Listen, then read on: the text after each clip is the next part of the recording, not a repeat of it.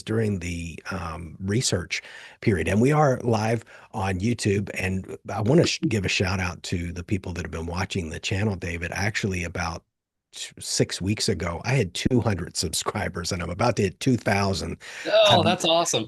it was, yes, it was just a great guess and some happy accidents. And so I'm really happy that your message is going to get out to this larger audience that I hope to continue to build on. But what I loved about doing the research for this episode is you've done a lot of different things. You've hit a lot of points that our audience loves. You've got an artistic background.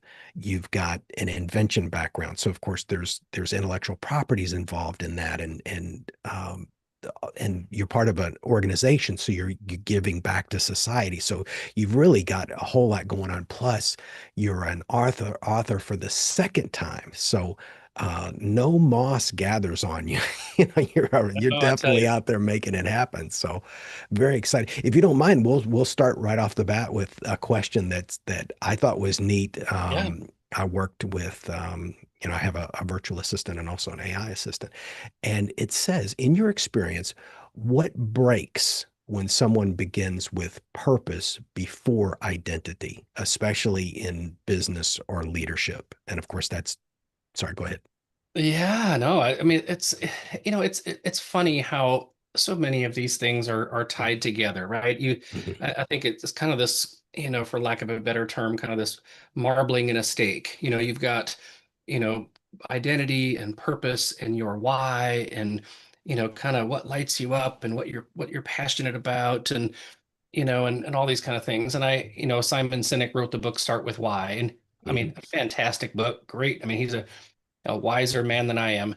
And at the same time, there's a few things that I think are just really helpful to consider, with regards to, the order of things. And I've learned a lot the hard way. By the way, do when doctors refer to something, someone with a disorder, they have an eating disorder or mental disorder, it means that there's things out of order or disordered. So I really feel like there's a progression that is super helpful, with regards to, okay, here I am right now. I want to head that direction. Here's why. But before that, what bedrock am I standing on? Like what is what is the language that describes all of the tools in my belt and the things that make me me in order to then comprehend why I am passionate about something. So I often say, never start with why, start with who. And so I think that identity piece is super important. And again, in our culture, words like authenticity and identity and stuff are largely hijacked and misunderstood and so on. And I like to kind of break those down into some more simple, words and phrases and kind of, pin holders and so on. That makes a lot of sense, David. I think I express um, similar sentiments when somebody talks about it. And of course, we don't talk about politics on here, but just to give a very generic example, when people say this bad government or that governments are people, I Yeah. said, wait, we Yeah. shouldn't call them government. They're just groups of people, or this organization's bad. Well, that's people, Yeah. or Wall Street's bad. Well, those are people. And then so of course, on the individual level, you have the individual person behaving badly. And then maybe it's systemic in the Well, and organization. you know what? And sometimes it's me, right? Sometimes Sometimes it's me. I'm the bad guy, right? So I mean, it's and most of the time, if I have any problems, it's not somebody else. It's the goofball in the mirror that has, needs to get things reordered again and find the plumb line. So I I love the kind of the genesis of our conversation here. It's yeah. What I can tell you, I got sober at 31. Sometimes I'll get that forget Awesome. because it's been a very long time because Way to go. I'm in my 50s now. So I don't even, I've smelled it since then, but I forgot. I can't even tell you what it tastes like. It's been so long. But I'll tell you this, something that happened, first of all, if somebody has a problem with alcohol, definitely get help because I I'm more proud of my sobriety than even the 8 years I served in the Army, and I'm very proud of that. Believe me, I'm Yeah, very proud of it. I'm way to proud that go. I'm the first person in the family to graduate Good for college. you. I'm very proud of that. But my sobriety still rises above all of those things. And the reason why, David, it changed everything, but it didn't change it immediately. And Yeah. it took me 3 years of sobriety. And this is germane to the conversation. So around 33, 34 was the first time in my life that when I had a problem, I started to look at myself first because I was that guy before David that said, oh, it's these people. It was that bad government or that organization or that ex-girlfriend or that. And finally, it took almost 35 years, David, for me to hold a mirror up to my own face. And I can't tell you Mm. I'm not going to say everything got great, but it got so much better once I looked for my own fingerprints in the problems of what was going on. Have you always been that self-aware, or did you have some moment that turned you around? Oh man, no, it's funny. I wouldn't say that I have had, like these huge pivotal moments. There's been kind of seasons in life when I've been, uh, maybe more aware, and growing and maturing, and my faith is a real big part of my life, and so on. And then, I think when things started to kind of really shift as far as being extrinsically motivated and then coming to more of a core sense of who I am and what lights me up and being more intrinsically motivated.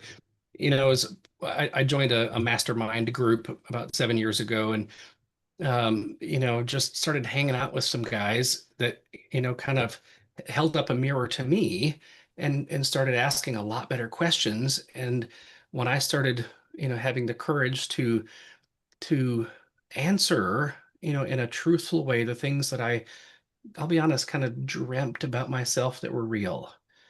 I had men in my life who said, David, you nailed it. So I started to kind of identify, right, the word identity, those things that were so core to who I was.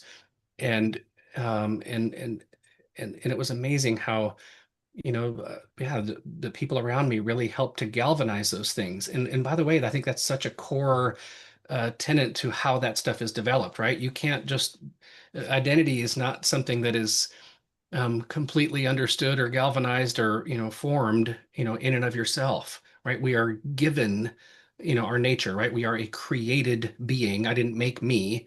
So when I start to identify everything from my skin color to my taste buds to all the different things that make me, we're very hardwired. I mean, those of us who have children know they come out of the gate very different, from, I don't know if you have children or not, but it's, my, I've got two, they're 19 and 20. But, I mean, from weeks and months old, you can tell how their little spirits are so different, right? I mean, of course, their taste buds and, appearance and stuff is, but their little spirit is so different. And children aren't thinking about identity and authenticity like us sophisticants, right? They're just doing their deal. And so what I think is fascinating is when you finally have the wherewithal and you're surrounded by people that are safe and you start digging into those areas and answering the right questions, to start naming some of those things that make you you, everything from values to convictions to virtues to goosebumps to strengths to, passions, all this stuff. Well, you start to identify what? Authenticity, right? Where do we get that word from? Author, right? What has been authored in you? And then when you start operating in alignment with all of that, what do you feel, right? There's a clue there. You start to feel authentic and you have a sense of authority in your life to operate inside of who you are and who you're not. You're not trying to act like your brother or, your best friend or Joe Rogan or, whoever else you admire. You're operating inside of your own authenticity, and it feels natural and genuine and probably it just feels right, as opposed to when you have not identified those things, you start to feel, I mean, imposter syndrome and anxious and probably depressed after a long time. And, that big question mark just, tends to run amok inside of you. So 7 years ago, I started hanging out with some people who were all about growth and identity, and they ended up being the tools I feel like God used to really help shift some things in me. And I presume, David, some of it is in phases. So with the small children, when they're very small, they have to do what they're told. And then they feel the weight of the parental expectation. You're going to go to college, you're going to go to the military, and then when they break free and they're out of the house, I still think the parents' voices play, Yeah. probably throughout our entire lives, but that begins to wane in influence as we become individual people and at varying stages, which I was obviously a very late learner, very late No, me bloomer. too. Yeah, same here. And you, that's for most of us. Yeah. you realize I don't have, it's like me, I didn't have kids and I thought I needed to.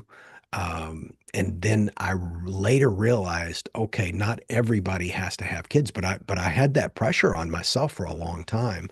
But I Yeah. kept moving. I was in the army. I was all over the place, and I remember some of the instability of my childhood. And I thought I got to wait until I slow down a little bit because I don't want to put my kid through what I went through. That's that whole thing. And I guarantee you, David, as you were raising your kids, you really put extra protection trying to prevent some of the things you disliked about your youth. We're always trying to protect Oh, them we from. all do that. Absolutely. Yeah. Yeah.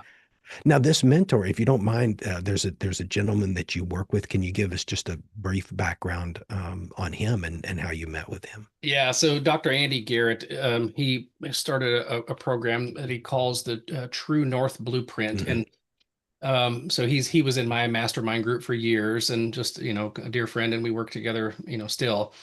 And we work more with corporations, at kind of a high level with executives and helping them just to start to identify all of these things about themselves so that when they walk into an organization, right, they just are just much more of a whole person as opposed to, kind of doing some weird dance and, people pleasing and all that kind of nonsense. And so yeah, it was funny because he started introducing me to some, concepts that I thought were kind of, maybe woo-hoo and, just all the ethereal, lofty kind of stuff, and he began to kind of distill that in a way that was very practical, very knowable, very touchable, and so on. And, it's yeah, it just really started to shift some things. And I think that the kind of the concept I mentioned earlier of having things out of order, a disorder. I think, on most days, right, when I get up in the morning and I understand and afresh, right, because it's a new day and it's like, man, this is the summum bonum, the highest good, right? And this is the next thing, and this is the next thing, and this is the next thing. And to kind of have a general sense of I'm not just getting up in the morning, licking my finger, hoping, going which way the wind blows, people pleasing, putting out fires, all that kind of stuff, right? Not that I don't slip into that, right? We're not perfect, but the opposite of that, licking your finger thing is what? It's I'm getting up in the morning with a real sense of Oh, yeah. whose I am and who I am and what direction I'm going and what type of an impact I want to have on other people's. I've predetermined based upon my values, which are very clear to me, kind of the hierarchy of those things, whether it's an obstacle or an opportunity, what I'm going to say yes and no to.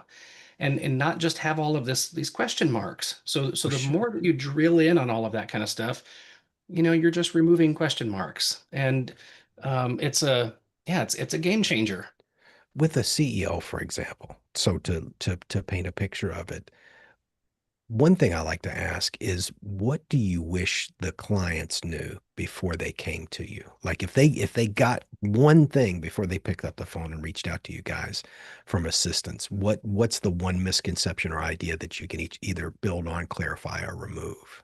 So I want to make sure I understand. So if a CEO of a company was calling us for some coaching, That's right. is that right? That's right. Okay. That's right. Yeah. What misconception would you pull out of their mind or something that you would inject? Um, I think it's fascinating how many people at that level, um, I mean, they're high achievers, right? Mhm. They're very, I'm gonna climb that hill because it's there. Their personality profiles are just very type A, get after it kind of thing. And here's the funny thing. What I find is most people like that, they present as, as someone who's incredibly capable and, they got that really steely facade going on and everything. But yet they're some of the most fearful people. Wow. They're afraid to be known. They're afraid to be in process. They're afraid to not have the right answers. And so I think that, and I use the word afraid, lightly. I think there's maybe some insecurity there, where I would say, when you surround yourself with, like what we do, right? You're surrounding yourself with people who are just wrapped with curiosity.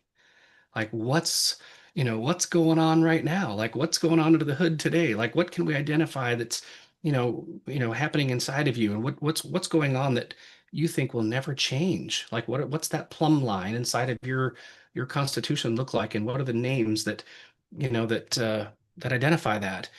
And so I think maybe the misconception is that, someone is going to, try to fix them or change them. And what all we're doing is asking questions, and when they give us an answer, we're asking them to actually define that answer. So no one is telling anybody what to do. No one's giving them a list of things to live up to or some standards that they have got to somehow assimilate to. We're asking you, what are your standards? What do you want to live up to? What do you want? What tools in your belt do you want to employ to navigate, these various things? And we're just going to smile at you. So there's no self-help here. This is just identifying, all of the riches inside of somebody and letting them operate in that capacity. I love it, David. React to this if you don't mind. Radical self-awareness, because this goes right into the CEOs, right into the people at the top, because it's the ones that Yeah. I know they're absolutely fried. Radical self-awareness as an antidote to burnout.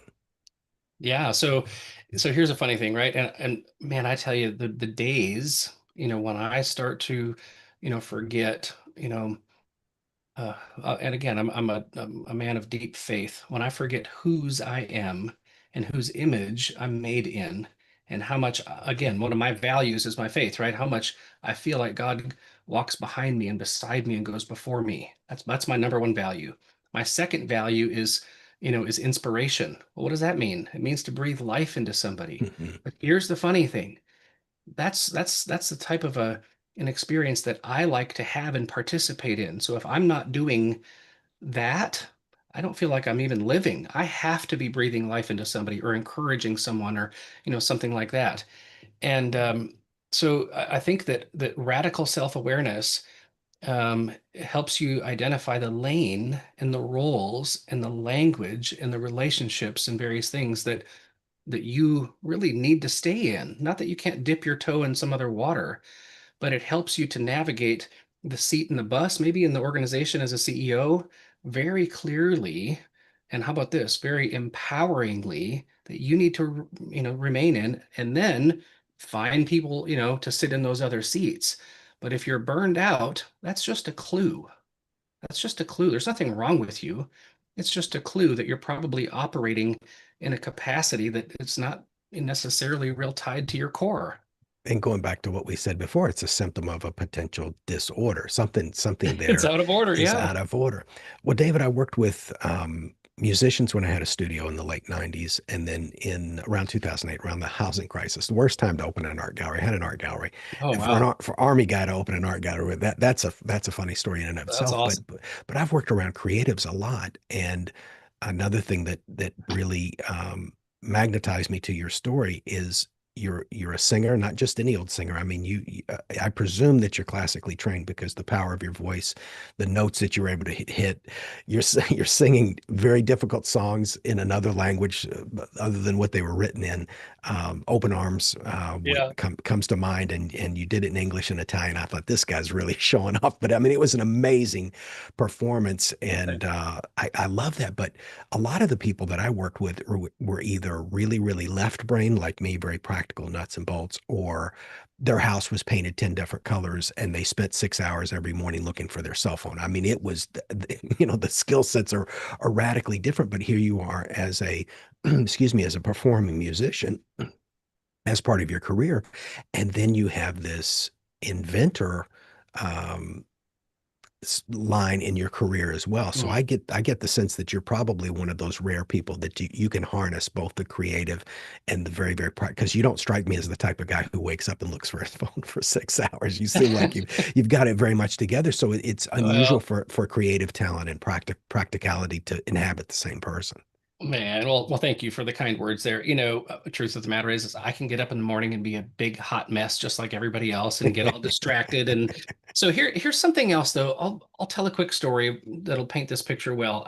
When I first joined the ISI Mastermind, the same day, another guy, so my last name is Ask, ASK, right? Well, another guy joined, David Ash. So David Osk and David Ash joined. They actually thought it was a mistake with the onboarding and got our paperwork mixed up.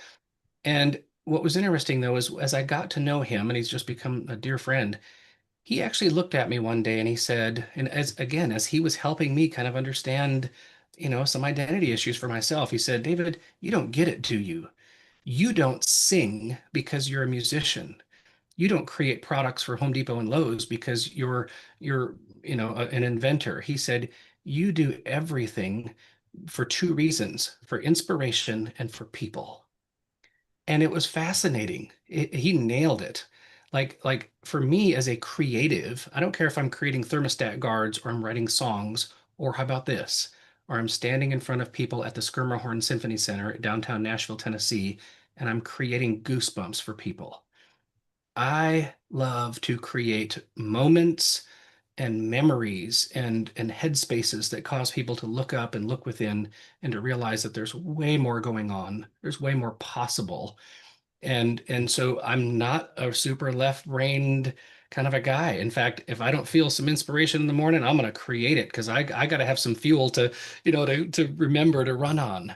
And I'm much more of a right-brained, creative than I am, maybe on face value on LinkedIn, that people would think I'm kind of a, inventor, CEO kind of a person. Well, it's interesting, David. You were really the one that took the bull by the horns, so to speak, as far as the invention is concerned. And from what I understand, you guys have the first and presumably only this is what is the best way to call it? A thermostat guard with a combination lock. That's what really changed Yes. because before it was keys, people were losing the keys. And I think, and not to tell your story, but we only have 30 minutes, so I'll just Yeah. get to that part that your brother called you and communicated the problem. And like a good entrepreneur, the moment we realize something doesn't exist that should, and I have that line in my book that boom, Yeah. there's this, oh, okay, well, we need to come up with this. Now, I know that that was a harrowing story because there's intellectual properties, there's creation. You talked about this in other interviews about injection molding and all the manufacturing and the complexities. What I'd like to get for the audience, because we actually have an inventor in the chat with us right now, Mike Oh, cool. Dry from Pascagoula, a good friend of mine. He's also an author. He wrote a great book for kids, baseball oriented, Nice. fantastic, highly recommended.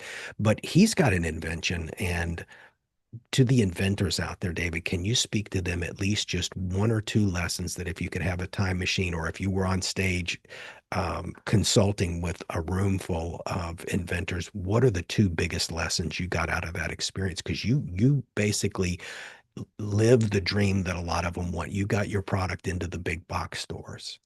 Oh man, and it took years. Yeah, that's a heck of a long story there. So, real quick, so to your point, my brother, so technically the first version was not my idea. Like he called me one day and said, "Where do I get a stat guard with a combo lock?" And we ended up kind Yeah. of building this together and so on. So he was really the genesis of that. Since then, I've got two different versions and just licensed another one called the Lockbox Pro that has a combination lock with a key to Linux and so on. But to your question, what two pieces of advice?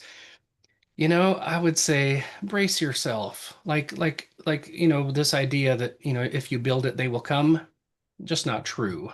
And so I would say have a really gracious, sober understanding of, how these things kind of happen and take place. And so I would say, get your patent, right? If you know you can get a patent, I mean, get it. If you can get a trademark, get it and because it's going to give you a lot of psychological peace as you go start knocking on doors and then surround yourself with people who can help you, and I don't care if that's with capital that you might need or you and in my case it was funny, by the way, when Home Depot first called. We got on their website first and they said, we'll test you in some stores. And they had some staff changes. And the new guy was just, didn't really want much to do with me right away Oh because he was no. just figuring out how Yeah. to do his job. So we waited another 2 years to get the opportunity to get on the shelf. So that was that was a tough time because I had my hopes up when we first had that first conversation and got on the website. And you had huge inventory. I remember because you did the Yeah, classic thing that a lot of authors did, like let's say self-published authors 10 years ago. They'd buy a pallet of books right. and then it sits in the garage for 3 years, then it becomes firewood, then it, they, Yeah, I mean, but you actually had this, and it's pretty normal thing to do. You had this massive amount of inventory, but yeah. eventually you were able to move it. Was there anything as far as, because again, everybody's dream is to be in the big box store if they're inventors towards that type of market. Yeah. Was it just persistence that got the door open at Home Depot? What was the kind of the I key mean, to that? in essence, yes. Yeah. I mean, I mean, yeah, it takes forever. The sales cycle in working with some of these big corporations it's just so long, right? The decisions that they make are usually on an annual basis. If they, have a planogram for an aisle that they change things up. We just had a conversation a couple months ago with Ace Hardware, and they love, the StatGuard Plus, but they're like, hey, David, we're going to start looking at this in our next planogram. So it might be another year before we get an Wow. opportunity. So I think the expectations need to be set, and then surround yourself with people that, can kind of help you and navigate some of those waters. I ended up partnering with a company to license it, so they are technically the vendor of record with Home Depot and Lowe's, and Home Depot and Lowe's each have their own unique unit.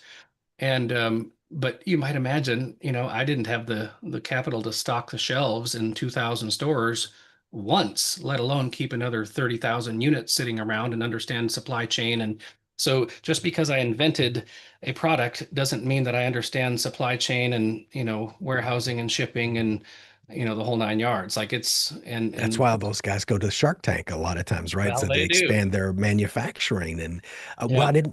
I didn't want to miss out on the great opportunity to talk about your second book, The Guardians of Grit. Yeah. And when can we expect it? Is that going to be Amazon? Is it going to be a Kindle paperback? Tell us a little bit about that. I'm not 100% sure. I just sent it to my editor, and we're gonna knock on some doors and see if we can get a publisher to pick it up, Oh, um, okay, great. just to help, just get a little bit more of a reach. I'm actually launching a podcast of my own, YouTube channel and so on here in the next month or so, and it's a mission for me. I absolutely I'm so grateful for, my dad. This book is for fathers and sons. I'm kind of niching down and so on. And of course, I have a son and a daughter, and my daughter melts my heart, of course. But I thought, you know what? I'm going to write a book for fathers and sons and try to, start building some scaffolding, if you will, for dads to understand, that internal, uh, constitution, and how do they identify those things for themselves so that they can help identify those things, in their sons, so their sons don't walk around with a big question mark and inside, that they feel and everybody else feels for that matter. I'll kind of paint the picture this way. So my favorite quote, and it kind of sums up the book in so many ways. It's by Benjamin Disraeli. He's a former PM of England back in the day, and he said that the greatest good you can do for another is not to share with him your riches, but to reveal to him his own. And I just love the fact that, we have a fingerprint that's unique, right? A retina that's unique, a DNA that is wildly unique. And I feel like, wow, there's another clue. And if we just start, drilling into how my uniqueness can impact the person next to me inside of their uniqueness, and how we're all kind of tied together, right? I mean, it just starts to get really glorious, as opposed to what I think many live with is just a really vague understanding of themselves and others in the world we live in. So I like to drill into the details. Well, now in modern times we have mastermind groups, and obviously that's part and parcel to our organization. It's in our name. Um, because the thing that I've seen, and I don't know if this has come up on past interviews, and this is something we could do a dedicate maybe once you start your podcast, have me on and we'll talk about it. Because when I was a kid, we had Cub Scouts, we had Eagle Scouts, Sure. we even had more. The Shriners are still pretty big where I'm from, and we have a few other organizations, but my grandfather was in the Honorable Order of Odd Fellows, and there were all of these massive fraternal organizations Yeah. when I was very young. They're almost all gone. I don't the I've checked their building every time I go back to Louisville, Kentucky, and it's the Nobody door is there. always locked. I can't find, so Uh, these organizations are going away. Obviously, the Boy Scouts went through, they fell apart for, again, that could be its own episode. So there really isn't anything out there for young men. Even you and I, we have mastermind groups that we belong to so that we can still commune with other men. There's something about kind of sitting at a table, breaking bread, sharing oh yeah. ideas.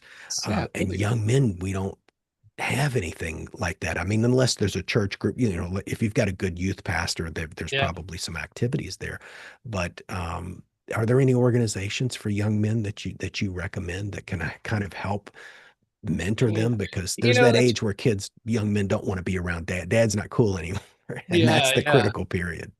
Yeah, yeah. You know what? I'll be honest. I think I'm going to refrain from recommending anything right now. I don't have I mean, a few come to mind, but I don't have enough.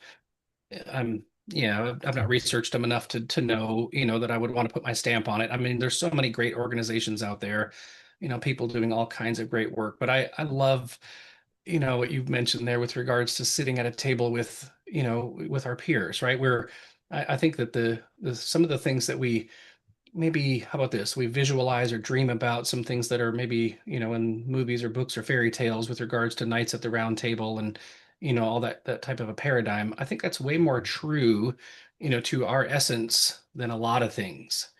And so I think that even the God's word says in the counsel of many there's safety, right? So I think that I think that's a law like gravity. I think that when we enter into those paradigms with the those that we respect and we sit in their counsel and so on, there's something that happens there that is just more than information.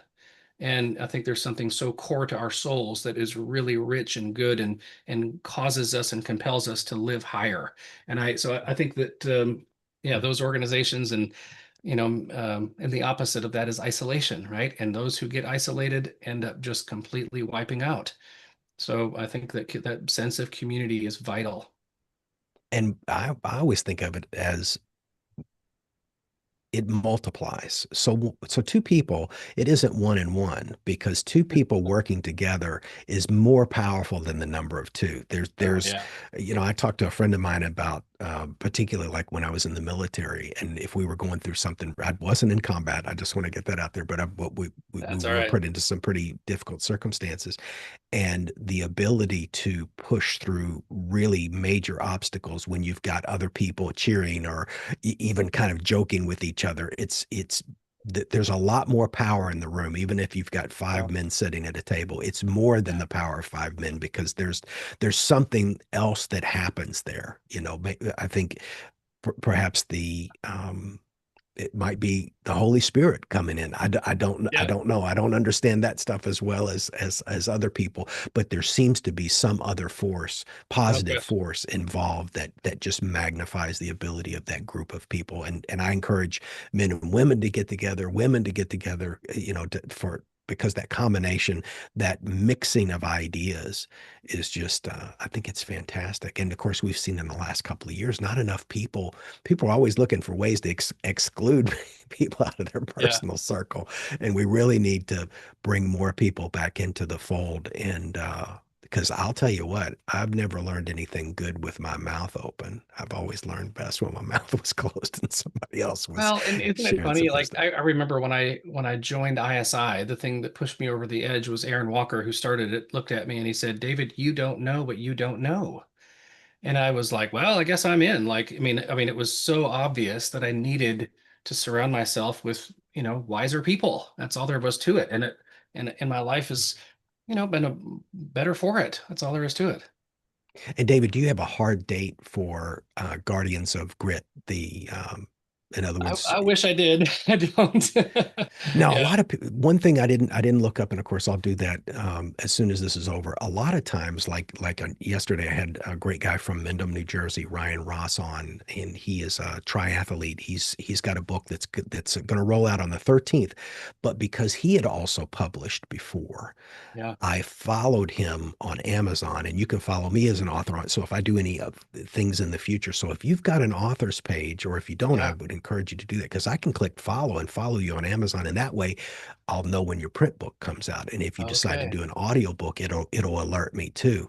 okay. The best thing is for me to be kind of a subscriber. In Sure. other ways, maybe on your newsletter. But for people that can you give us all the different ways people can reach out? Because of course I see you've got a couple of websites here: Lockbox Pro, StatGuard Plus. Which one seems to be like a company name, and the other one is the product name? Did I get that Well, right? they're actually two different products. Oh, they're Yeah. two So different products. yeah, Okay. so Lockbox Pro is for the Pro channel. That'll be in supply houses, and right now it's in Granger and HD Supply and Johnstone and things like that. And the StatGuard Plus is in Home Depot and Lowe's, and hopefully Ace Hardware soon. And I would say if somebody wants to get a hold of me, how about this? Let's say go to davidoskmusic.com and Okay. just check out some music, and if it gives you goosebumps. And I always like to say, if I can do anything for you, no strings attached, send me a message. My you can contact me on the website there. And fantastic vocal performances, David. Thanks. I was just blown away, and I was around a lot of people in the musical industry in San Antonio in the late '90s, and Oh I'll tell yeah. you the singing is something that I appreciate how much work it takes to hone a voice like yours, and I can tell you put in a lot of discipline and a lot of work, and I really appreciate you coming on. Was there anything I left on the table? Anything you wanted to cover that we didn't? You know what? I'm gonna just give you a compliment, and I've been on about 65 podcasts in the Oh my last goodness. year, Oh my goodness. and you are the most engaging and prepared, and I can't tell you how much that means because Thank you so you much. know, not that I'm anything important, but it's, if someone's going to ask some time from someone else, you would think that they would put a little time in and be prepared and so on. And it's amazing how many times I show up to do something like this and it's really awkward. And you can tell they're just not quite in it that day. So I just so appreciate you being full of heart, full of mind. And this was really enjoyable. So thank you. That means the world to me. Hopefully, when you start your podcast, I'd love to come on. Again, Yeah, there are a lot of narrative thread lines that we can pull at on this, David, because there's sure. so much more to talk about intellectual properties. More of the backstory about Home Depot, um, how you became such an amazing singer, and that kind of that the narrative arc of that journey as well. So thank you so much, David. I appreciate it, and I'll be looking out to find out when that book, The Guardians of Grit, comes out. Awesome. Thank you. Thank you so much. I'm going to end the stream, David, but we're still on chat here on